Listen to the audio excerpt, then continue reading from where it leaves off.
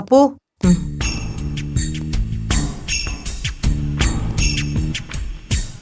നീ തനിച്ചേ ഉള്ളോ? ഡെയ്സിയും ജോബിനും എവിടെ? അവരവിടെ ഉണ്ട്. നീ എന്താ ഒറ്റയ്ക്കിങ്ങി പോന്നേ? അവിടെ ഇപ്പോ എന്റെ ആവശ്യമുണ്ടെന്ന് തോന്നിയില്ല. എന്നാലും വീട്ടിൽ വരുന്നവരോട് നമ്മൾ കാണിക്കേണ്ട ഒരു മര്യാദയില്ലേ? ആ മര്യാദ വീട്ടിൽ വരുന്നവരും കാണിക്കണം. ഞാൻ ചെല്ലുന്നില്ലെന്ന് പറഞ്ഞിട്ടും എന്നെ നിർബന്ധിച്ച് കൊണ്ടുപോയതല്ല. പിന്നെ എന്റെ പ്രസൻസിൽ അശ്വതേന്റെക്ക് എന്തോ ബുദ്ധിമുട്ടുള്ളതുപോലെ തോന്നി. പിന്നെ ഞാനവിടെ കടിച്ചു തൂങ്ങി നിൽക്കേണ്ട കാര്യമില്ലല്ലോ. അവര് തിരിച്ചു വരുമ്പോഴേ എന്നെ വിളിക്കാൻ നിൽക്കണ്ട. അയാളുടെ ഷോ ഓഫും കൂടി സഹിക്കാൻ വയ്യ.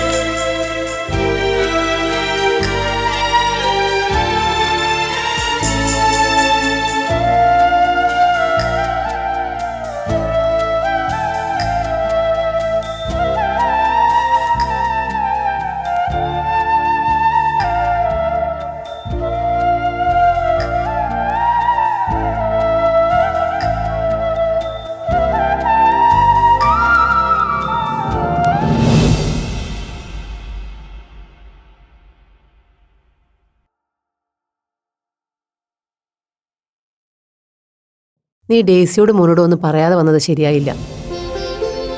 നീ അങ്ങനെ ചെയ്യേണ്ടിയിരുന്നില്ല അപ്പോ. അവർക്കത് നന്നായിട്ട് ഫീൽ ചെയ്തിട്ടുണ്ടാവും. അവർക്കങ്ങനെയൊന്നും തോന്നിക്കാണില്ല. ഞാൻ പറഞ്ഞല്ലോ, എന്റെ പ്രസൻസിൽ അവിടെയുള്ളവരൊക്കെ ആകെ ഡിസ്റ്റർബ്ഡ് ആയിരുന്നു. അശ്വതി ആ രീതിയിൽ എന്തെങ്കിലും പറഞ്ഞോ നിന്നോട്?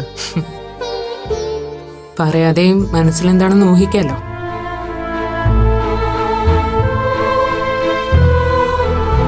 അപ്പോ എല്ലാവർക്കും നമ്മളൊരു ബാധ്യതയായി. നമ്മുടെ കൺവെട്ടത്ത് നിന്നും എല്ലാവരും ഓടി ഒളിക്കാൻ ശ്രമിക്കുക. മുരളിക്കും അശ്വതിക്കും പോലും അങ്ങനെ തോന്നിയെങ്കിൽ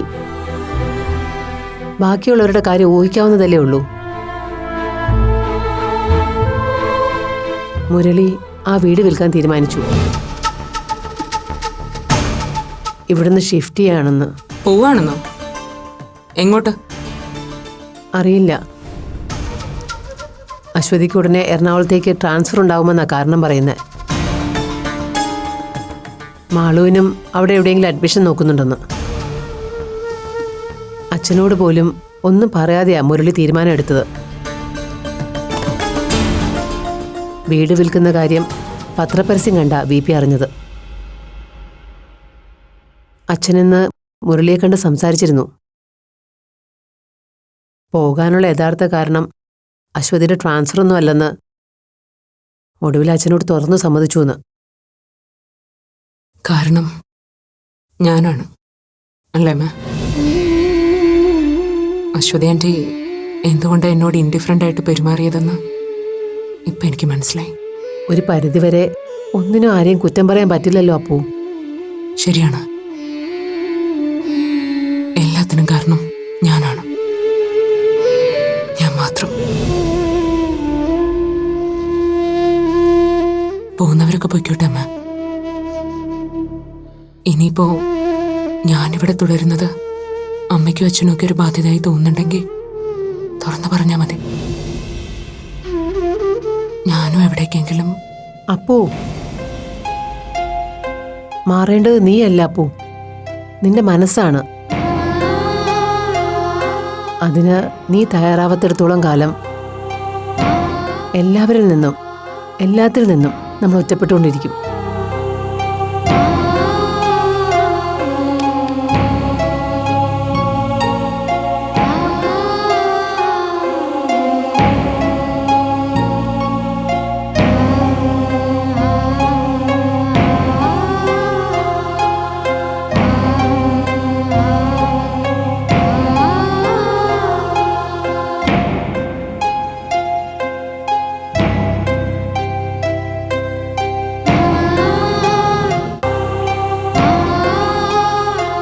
ഇന്ന് വന്ന ഡേസി ആൻറ്റി ഇല്ലേ?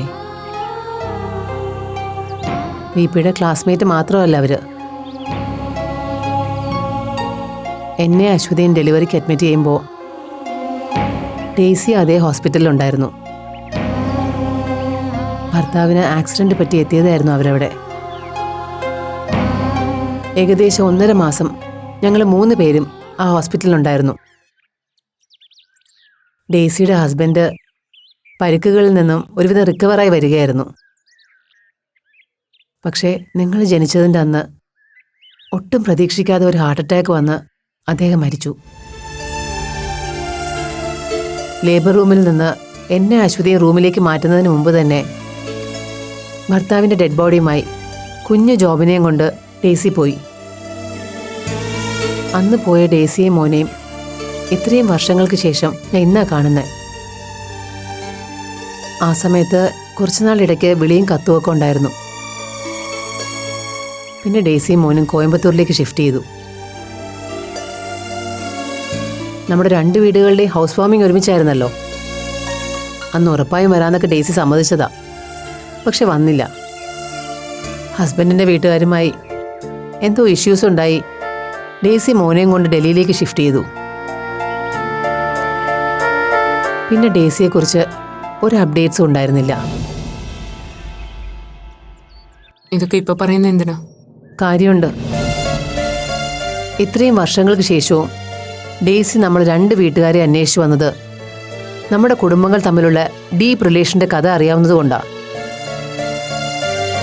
നമുക്കിടയിൽ പുതുതായി സംഭവിച്ചതൊന്നും ഡേസി മോനും അറിഞ്ഞിട്ടില്ല. ഉള്ളിൽ കരഞ്ഞുകൊണ്ട് ഞാനും വിപിയും അവരുടെ മുന്നിൽ അഭിനയിക്കുകയായിരുന്നു. അതുപോലെ തന്നെയായിരിക്കും അശ്വതിയുടെ അവസ്ഥ. നിന്നെയും മാളുവിനെയും കുറിച്ച് ആവേശത്തോടെ ഡേസി ഓരോ കാര്യങ്ങൾ ചോദിക്കുമ്പോൾ അതിനൊക്കെ എങ്ങനെ മറുപടി പറയണമെന്നറിയാതെ വിഷമിക്കുകയായിരുന്നു ഞാനും വിപിയും.